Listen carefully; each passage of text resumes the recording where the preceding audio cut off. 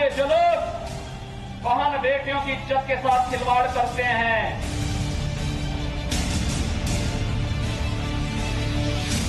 उनको पहले से मेरी चेतावनी, अगर वे सुधरे नहीं तो राम नाम सत्य है की यात्रा अब निकलने वाली है। लव जिहाद पर योगी की स्ट्राइक।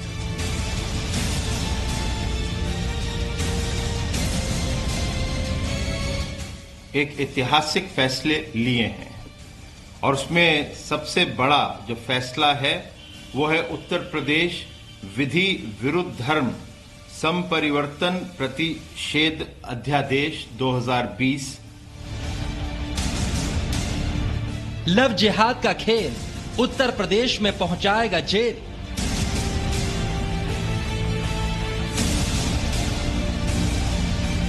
उत्तर प्रदेश में आदरणीय योगी जी की अगुवाई वाली भाजपा की सरकार ने सबसे पहले अध्यादेश लाने का फैसला किया है, जिसमें 10 वर्ष तक की सजा का प्रावधान किया जा रहा है। सामूहिक धर्म परिवर्तन अब संगीन अपराध।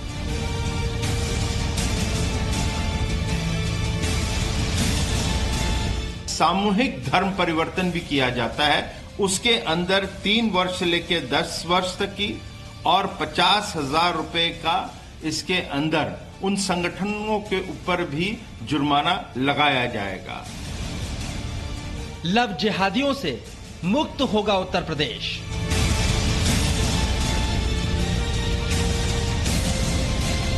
क्या लोगों को पता चलना चाहिए, जो धोखा देने का अब तक काम होता रहा है वो आगे नहीं होने पाएगा। लव जिहाद अब कबूल नहीं।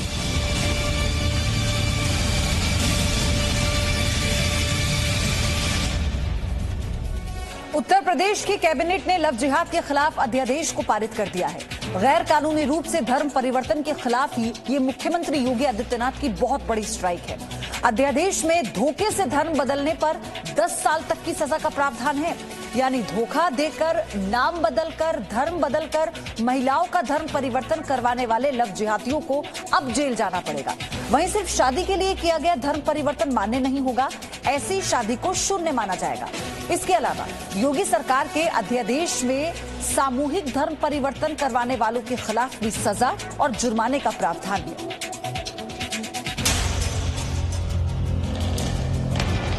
ये कहता हिंदू से है, हम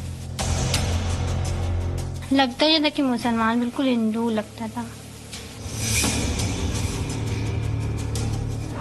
ये देश में लव जिहाद की साजिश का सबसे बड़ा हॉटस्पॉट कानपुर है और जी न्यूज की टीम इसी साजिश की ग्राउंड रिपोर्ट के लिए इस साजिश की शिकार हिंदू बेटियों के घर पहुंची, जिन्हें हिंदू नामों से धोखे का शिकार बनाया गया।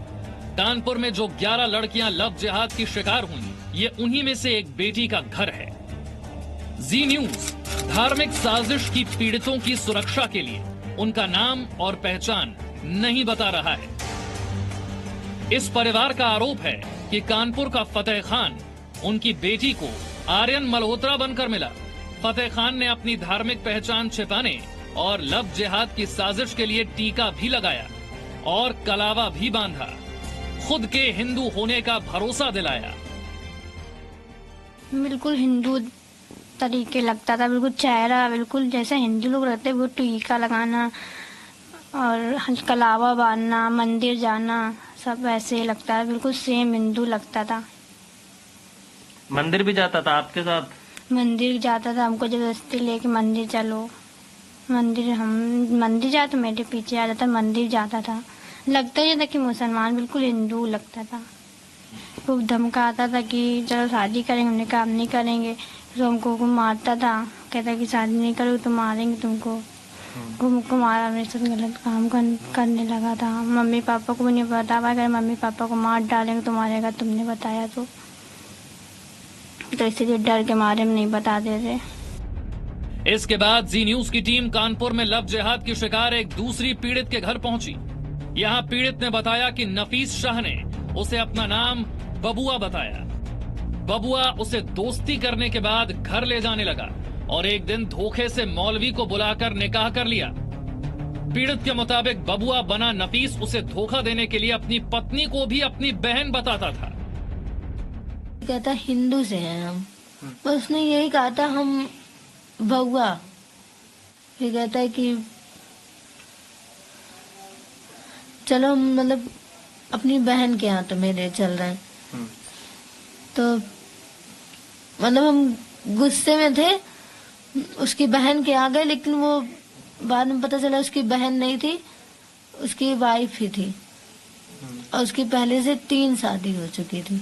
फिर उसने कहा कि मुझसे मतलब शादी करोगी? हमने कहा कि मतलब कुछ दिन तक तो हम मतलब हमने कहा नहीं करेंगे। फिर उसने काजी को बुलवाया, फिर उसने कुछ मंत्र पढ़ा, हमें नहीं पता चल पा रहा था कि वो मुसलमान है। और उसकी मतलब आईडी में उसके लिखा था नफीस शाह, तो हमें लगा कि ये मुसलमान है, तो हम वहां से मतलब सोचे कि निकल जाए। फिर उसके यहाँ एक पुराना फोन पड़ा हुआ था, वही हमने उठा के पापा के पास फोन कर दिया। पीड़ित को नफीस शाह की सच्चाई उसके आई कार्ड से पता चली और पिता को फोन करके उसने मदद मांगी और अपने घर लौट पाई। पीड़ित के मुताबिक उसे इस साजिश में फंसाने वाली उसी की सहेली रिजवाना थी। रिजवाना ने नफीस को बबुआ बताकर उसे मिलवाया था। ये मतलब अपने सेंस में नहीं थी, बस थोड़ी देर तो ठीक थी, उसके बाद कहे फिर हमें वहीं जाना है, हम वहीं जाएंगे। फिर हमने वो पर्ची फाड़ के फेंक दी। तो मेरा कहना है भैया कि ऐसे लोगों को तो या तो फांसी दें, या तो उम्र कैद दे, या तो सड़क पे खड़ा करके गोली मारे।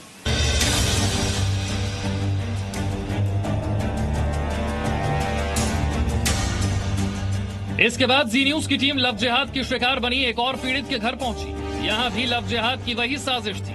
कानपुर का मुख्तार उसे धोखा देने के लिए राहुल सिंह बन गया। राहुल बनकर उसने उससे प्रेम पसंद किया और शादी भी की है, और उसको हिंदू बनकर उससे विवाह किया था। फिर बाद में उस पर प्रेशर बनाया तो उसने शादी की, जबकि वो पहले से शादीशुदा है, और एक उसकी बेटी भी है 10 साल की। पीड़ित परिवार ने बताया कि राहुल सिंह बना मुख्तार पहले भी एक हिंदू बेटी से शादी कर चुका है और उसने हाथ में कलावा बांधकर हिंदू होने का विश्वास दिलाया था। मुख्तार उसे मंदिर भी ले जाता था ताकि पीड़ित का उसके धोखे पर भरोसा मजबूत होता जाए। कानपुर के सामाजिक संगठनों ने भी बताया कि यहाँ लव जिहाद के लिए मुस्लिम युवक नाम भी बदलते हैं और धोखा देने के लिए हिंदू रीति रिवाजों का इस्तेमाल भी करते हैं। हिंदुओं की लड़की को जो भोली भाई लड़कियां उनको बहलाकर, फुसलाकर, बरगलाकर संगठित गिरोह के रूप में घर से भगाने का काम कर रहे हैं। इसमें अभी कानपुर महानगर में 14 मामले आए जिसमें एसआईटी बनी है। 11 मामलों में वो आरोपी जेल गए हैं, उन पर गंभीर धाराओं में मुकदमे दर्ज हैं। जो छोटी बच्चियां हैं उनको इस तरीके का इस प्रकरण का लव जिहाद प्रकरण जो है वो बहुत तेजी से विस्तार भी हो रहा है और धर्म परिवर्तन जो कहीं ना कहीं लव जिहाद एंगल की ओर मोड़ता है, उन छोटी छोटी बच्चियों को बहला फुसला कर इस ओर ले जाया जा रहा है। उसमें फंडिंग भी है और सबसे बड़ी बात है कि हमारी हिंदू संस्कृति पर चोट है। कानपुर में लव जिहाद की जो 14 शिकायतें पुलिस को मिली थी वो सभी परिवार वालों की ओर से दी गई थी। इनमें गोविंदगंज में 2, फजलगंज में 1, बाबूपुरवा में 1, कल्याणपुर में 1, पनकी में 1, चकेरी में 1, किदवई नगर में 2 और नौबस्ता से 5 शिकायतें थी। में जो लड़के थे और एक नौबस्ता में है, वो उसमें जो है एक मोहम्मद ये जो फैसल है वो भी ये जूहीलाल कॉलोनी का था। मोहम्मद शाहरुख और शाहरुख वो जूहीलाल कॉलोनी के थे। आमिर मोहसिन ये सब जूहीलाल कॉलोनी से कनेक्टेड थे और ये आपस में एक दूसरे से इनकी जो है कहीं न कहीं किसी न किसी माध्यम से एक दूसरे के संपर्क में थे। लेकिन इन 14 मामलों में से 11 केस ऐसे मिले जिनमें साजिश से धर्म परिवर्तन का खुलासा हुआ। इन 11 मामलों में शामिल 13 लड़कियों में 3 बालिग थीं जिन्होंने अपनी मर्जी से शादी की थी। बाकी 8 लड़कियां नाबालिग हैं। इन लड़कियों का शारीरिक शोषण किया गया और अब नाबालिगों से जुड़े मामले में 8 आरोपी जेल भेजे जा चुके हैं। कानपुर में जो 14 शिकायतें की गई थी उनमें से 11 आरोपी इस वक्त जेल में हैं और परिवार वालों ने इन पर लव जिहाद के आरोप लगाए थे। इनमें से कई पीड़ित बेटियों ने जी न्यूज से बातचीत की और सीधे तौर पर यह मांग की है सरकार से कि अब लव जिहाद रोकने के लिए और धर्म परिवर्तन को रोकने के लिए कानून लाने की जरूरत है ताकि दूसरी बहन बेटियों को लव जिहाद का शिकार होने से बचाया जा सके। ऐसी मांग कानपुर के तमाम लोगों ने की है। कानपुर में लव जिहाद की साजिश के पैटर्न का भी खुलासा हुआ है। इस साजिश के शिकार ज्यादातर परिवारों की बेटियां ऐसे परिवारों से थी जो गरीब थे और उन्हें हिंदू नामों से शादी के बहाने फंसाया गया। जी न्यूज ने पहले भी दिखाया है कि कुछ लोग कैसे नाम बदलकर हिंदू लड़कियों को फंसाने की कोशिश करते हैं। खुद अपना नाम चेंज कर लेते हैं हम लड़की पटाने के लिए, हिंदू की लड़की पटाने के लिए। क्या नाम है आपका? शिवम। सही नाम? शिवम तोमर। शिवम तोमर। आपका नाम क्या है? अमन चौधरी। अमन चौधरी। अभी तो ये दानिश कह रहे थे, आपका नाम? कौन? इसका नाम दानिश। आपका क्या नाम है? घर का नाम दानिश है। कानपुर में लव जिहाद की साजिश पर खुलासा ये भी हुआ कि इस साजिश के 4 आरोपी एक दूसरे से जुड़े थे। चारों एक दूसरे से बातें करते थे और ये एक संगठित साजिश का संकेत भी हो सकता है। Vishal Pandey, Zee media, Kanpur. Presenting Z News app available on Google Play and App Store. Download it now.